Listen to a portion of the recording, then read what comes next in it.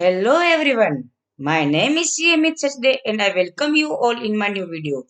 Today we will discuss about Burger King India Limited IPO and we will analysis about whether we should just eat only burger of the company or we can also apply in IPO. आइए बात करते हैं इस offer के object के बारे में कि कंपनी ये ऑफर क्यों लाई है। उनके एक एग्रीमेंट के मुताबिक देखें तो कंपनी को 2026 दिसंबर तक 700 नए रेस्टोरेंट डेवलप और ओपन करने हैं, जिसके लिए कंपनी ये ऑफर लेके आई है। और कंपनी के इस ऑफर में करीबन 810 करोड़ के ऑफर में 360 रुपए करोड़ का ऑफर ऑफर फॉर सेल है और नया फ्रेश इश्यू 450 करोड़ रुपीस का है, जिसमें से यूटिलाइजेशन कंपनी कुछ इस प्रकार करेगी। 164.98 करोड़ रुपीस वो रीपेमेंट ऑफ लोन करेंगे, जो कंपनी के ऊपर लोन एंड लायबिलिटीज है वो उसको रीपेमेंट करने के लिए 164.98 करोड़ रुपीस यूटिलाइज करेगी।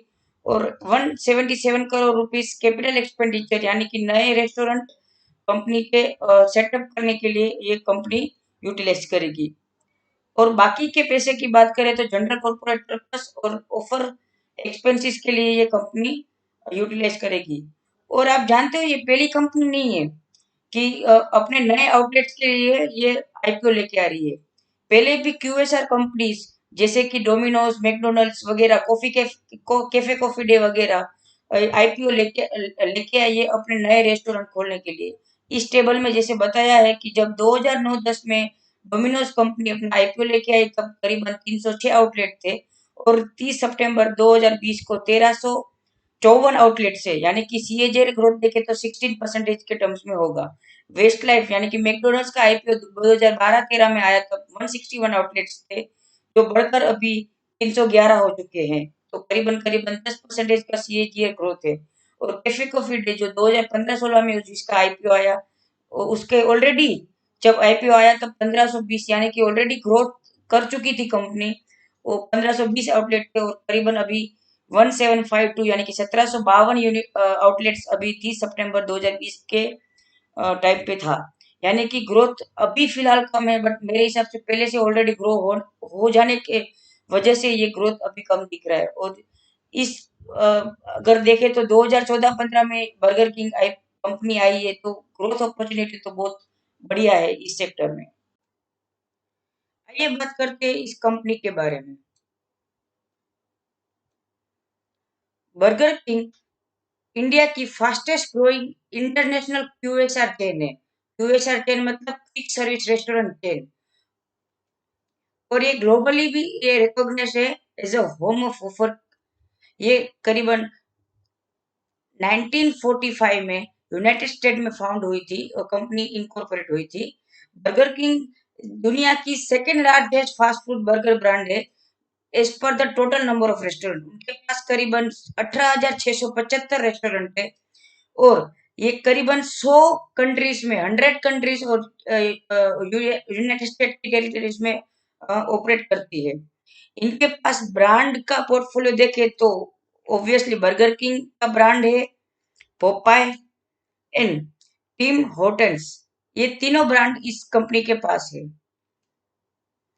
अगर ये कंपनी के ग्रोथ देखे अगर इंडिया में जब से वो आई है, मीन्स वो फाइनेंशियल ईयर 14-15 में आई, तो तब से देखे तो मैंने ये रीजन वाइज और कंट्री वाइज पूरा साथ में दे दिया है।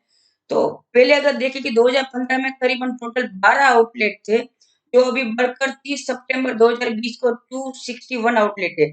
और जिसमें से अगर बाइफर्केशन देखे तो कंपनी के खुद की आउटलेट 253 है और सब फ्रेंचाइजी करके हुए हैं ऐसी आउटलेट करीबन 8 है। और मेरे हिसाब से अगर इसमें देखें तो कंपनी ईस्ट ईस्ट जोन में उनको काफी अपॉर्चुनिटी है ग्रो करने के लिए। आइए देखते हैं इस इंडस्ट्रीज के बारे में। ये इंडस्ट्री में अगर देखा जाए तो पॉपुलेशन मेन वर्क करती है और median of the population is very much important for this industry. और अगर ये देखा जाए तो इंडिया की पॉपुलेशन की मीडियन सबसे कम है ऑल ओवर द कंट्री। यहाँ पर मैंने पहले से हाईलाइट इंडिया का कर दिया है। कंट्री वाइज अगर देखें तो कंट्री वाइज मीडियन एज अपनी सबसे कम है जो 28.7 है, तो सबसे कम है। और जनरली माना जाता है कि इस एज के यंगस्टर्स मीन्स ज्यादातर यंगस्टर ही होंगे, वो ज्यादातर इस फास्ट फूड वगैरह चीज में खाने की दिलचस्पी रखते हैं। अगर पूरे इंडिया में अगर फूड सर्विस मार्केट देखे तो करीबन 4236 बिलियन इंडियन रुपीस का मार्केट है, जिसकी चार अलग अलग कैटेगरी है। पहली कैटेगरी का अगर हम देखें तो रेस्टोरेंट्स इन होटल्स, जैसे कि ताज होटल है उसके अंदर जो दो तीन रेस्टोरेंट हो गए, तो उसके बारे में बात कर रहे हैं। तो ये रेस्टोरेंट इन होटल की कैटेगरी है जो करीबन 116 बिलियन रुपए का उसका मार्केट साइज है। फिर दूसरा आता है चेन मार्केट साइज, और चेन मार्केट साइज करीबन 398 बिलियन रुपए का उसका मार्केट साइज है। और उसमें भी अलग अलग छह बाइफर्केशन है, जैसे कि cafe 25 billion rupees, QSR 188 billion rupees. और ये क्यूएसआर ये जो बर्गर किंग कंपनी है, और उसके जैसे डोमिनोज है, मैकडोनल्ड्स है, ये सब क्यूएसआर में आता है। मीन्स अगर देखा जाए तो चेन मार्केट में आता है, और उसके बाद सब सेक्शन में देखे तो क्यूएसआर में आता है जो चेन मार्केट के अंदर है। फिर बाकी सारी कैटेगरी है, जैसे कि casual dining restaurant, fine dining restaurant, pub bar and club and lounges, ice cream and dessert वगैरह। और आगे देखे तो stand alone license market size, मतलब कि जो प्योरली स्टैंड अलोन रेस्टोरेंट है इधर, उसका करीबन 1203 बिलियन इंडियन रुपीस का मार्केट साइज है। और सबसे बड़ा मार्केट अनऑर्गेनाइज मार्केट का है, जो है 2519 बिलियन रुपीस।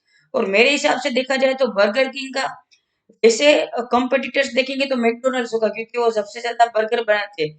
पर अगर देखा जाए तो ये अनऑर्गेनाइज मार्केट सबसे बड़ा उसका कॉम्पिटिटर होगा, क्योंकि वो लोग सब अनऑर्गेनाइज रहकर भी बहुत सारे बर्गर्स और पेटीज वगैरह बेचते रहते हैं। अगर वही अपन फूड सर्विस मार्केट साइज को देखें तो chain market size total food service का 2020 में 9.37% है, जो एक्सपेक्टेड है कि 2025 में वो चेन मार्केट में मेरे जो इसके हिसाब से 14.85% तो ओवरऑल फूड सर्विस मार्केट का हो जाएगा, जो बर्गर किंग के लिए और बाकी सब चेन मार्केट के लिए बहुत ही अच्छा रहेगा। यानी कि ग्रोथ विजिबिलिटी और अर्निंग विजिबिलिटी तो दिख रही है। अब देखते हैं क्यूएसआर सब सेगमेंट के बारे में। Means quick service, quick restaurant service जो है ये एक सेगमेंट है, उसके अंदर जो भी कंपनी है उसके बारे में जान लेते हैं। तो organized chain market counts more than 100 brands, means देश में करीबन 100 से भी ज्यादा ब्रांड्स है, और उसके 7,000 से भी ज्यादा आउटलेट्स है। अगर मेन ब्रांड्स और मेन आउटलेट्स के बारे में देखें, और ये आउटलेट प्लस सिटी दोनों का फिगर्स दिए हुए हैं। तो डोमिनोज अभी जब 30 सितंबर 2020 की डेटा है, डोमिनोज 282 सिटीज में अवेलेबल है, और करीबन करीबन 1354 1354 आउटलेट्स है। और जबकि सबवे के 97 सिटीज में 541 आउटलेट्स, मैकडोनल्ड्स के 90 सिटीज में 490 आउटलेट्स, केएफसी के 70 सिटीज में 454 आउटलेट्स, और बर्गर किंग की सबसे कम सिटीज है 57 सिटीज में 261 आउटलेट्स। यानी कि बर्गर किंग के पास ग्रोथ अपॉर्चुनिटी बहुत सारा है, जो मेरे हिसाब से इस कंपनी के फेवर में जा रहा है। और ये थोड़ा सा रेशियो एनालिसिस है कि ग्रोस मार्जिन कितना है, एडवर्टाइजमेंट कितना करना पड़ता है as compare to revenue. Means ये सारे क्यूएसआर सेगमेंट के लिए हैं। उनके जो रेड हेरिंग प्रोस्पेक्टस में तो बहुत सारा दिया था, बट मेरे को जो अच्छा लगा वो मैंने इसमें इनकॉर्पोरेट किया है। और मेरे को एक चीज बतानी है कि ग्रोस मार्जिन अगर डोमिनोज का देखे तो 77 to 78% है, जो बाकी सब मैकडोनल्ड्स में 64 66% है, और बर्गर किंग में सबसे कम 64 to 65% ग्रोस मार्जिन है। मतलब कि कॉस्ट ऑफ गुड्स सोल्ड, मतलब कि जो ये माल बेचते हैं उसकी लागत 35% के परसेंट के अराउंड है। मतलब कि एक बात अगर देखे अगर अपन रीड बिटवीन द लाइन्स देखें तो उन वो जो क्वालिटी ऑफ प्रोडक्ट यूज करते हैं वो अच्छा होगा, क्योंकि डोमिनोज 22 से 23% ही उसका कॉस्ट ऑफ गुड्स सोल्ड है। मतलब कहीं ना कहीं क्वालिटी में भी मैं ऐसा उनके ऊपर कोई आक्षेप नहीं लगा रहा, बट मे बी वो क्वालिटी कॉम्प्रोमाइज कर सकते होंगे। और बर्गर किंग है जो क्वालिटी अच्छी है, मीन्स उनके मार्जिन अभी हाल फिलहाल 64 to 65% है। सिर्फ इसी के लिए मैंने दिया था, बाकी डिटेल्स देखनी हो तो आप ये वीडियो पॉज करके ये डिटेल्स आप पढ़ सकते हैं। अगर अपन फाइनेंशियल इंफॉर्मेशन के बारे में बात करें इस कंपनी के, तो ये मैंने खुद ने ये पूरा एक्सेल बनाया था और उसमें से मैंने डायरेक्ट ले लिया है। तो आप देखेंगे कि एबिटा तो 2000 अभी सितंबर में लॉस आया है, बट जब से अगर अगर 18 19 20 देखें तो एबिटा पॉजिटिव है। और ये कंपनी वैसे लॉस मेकिंग है, बट अगर रेवेन्यू ग्रोथ देखें तो रेवेन्यू ग्रोथ करीबन करीबन 2 साल में 50% से भी करीबन उसके ज्यादा है। तो मेरे हिसाब से रेवेन्यू ग्रोथ तो अच्छी है, बट हाँ, कंपनी इनिशियल स्टेज में है, 2014-15 में आई हुई है, तो मे बी 1 2 साल और लॉस मेकिंग होगी। और कोविड पेंडेमिक की वजह से इनका लॉस अभी हाल फिलहाल सितंबर 2030 को ज्यादा हो गया है। बट वो मेरे हिसाब से उसको अपन देखना नहीं चाहिए, रेवेन्यू ग्रोथ और एबिटा ग्रोथ को देखना चाहिए। तो मेरे हिसाब से आगे जाके प्रॉफिटेबल भी हो जाएगी कंपनी। ग्रोस मार्जिन के हिसाब से देखें तो 2018 में अगर ग्रोस मार्जिन देखें तो 61.89% था, जो बढ़कर 2020 में 64.26% हो गया। जो मेरा मानना है कि आने वाले साल में जैसे भी ऑपरेटिंग लिवरेज बढ़ेगा, ऐसे ऐसे वो करीबन करीबन 68% ग्रोस मार्जिन तक भी पहुंच जाएंगे। अगर अभी देखते हैं आईपीओ डिटेल्स, और ये मेन चीज है कि अब अपन को इसमें आईपीओ में इन्वेस्टमेंट करने जैसा है या नहीं है। तो आईपीओ डिटेल्स कुछ इस प्रकार है। दो 2 दिसंबर से लेके 4 दिसंबर, मीन्स आज ये आईपीओ ओपन ऑलरेडी हो चुका है और ये परसों तक चलेगा। इश्यू साइज 810 करोड़ है और प्राइस बैंड 49 to 60 रुपीज से, और मिनिमम अलॉटमेंट 250 शेयर्स का ही है। तो यानी कि 15,000 का मिनिमम आपको उसमें इन्वेस्टमेंट करना रहेगा। और मेरे हिसाब से लॉन्ग टर्म के लिए तो 100% सब्सक्राइब करें, और लिस्टिंग गेन भी इस कंपनी में हो सकता है। अगर आज के ग्रे मार्केट की बात करें तो करीबन करीबन 27 से 28 रुपए के बीच में है। तो करीबन ग्रे मार्केट के हिसाब से वो 88 अराउंड लिस्ट हो सकता है, जो मेरे हिसाब से फेयर वैल्यू है। और ये 90 रुपए के आसपास लिस्टिंग इसकी हाल फिलहाल हो सकती है, और ये लॉन्ग टर्म में भी अच्छा रहेगा कंपनी।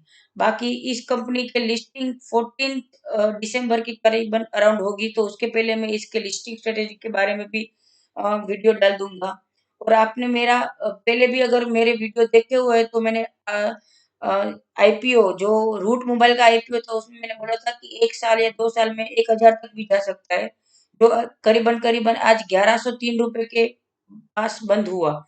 तो अगर किसी ने लोग पहले आईपीओ में अलॉटमेंट मिला है तो वो प्रॉफिट बुकिंग भी कर सकते हैं, और 900 रुपए का स्टॉप लॉस रख के आगे भी बढ़ सकते हैं। थैंक यू दोस्तों मेरे इस वीडियो को देखने के लिए, और प्लीज इस वीडियो को लाइक करें, शेयर करें और मेरे चैनल को सब्सक्राइब करें। Thank you. जय हिंद।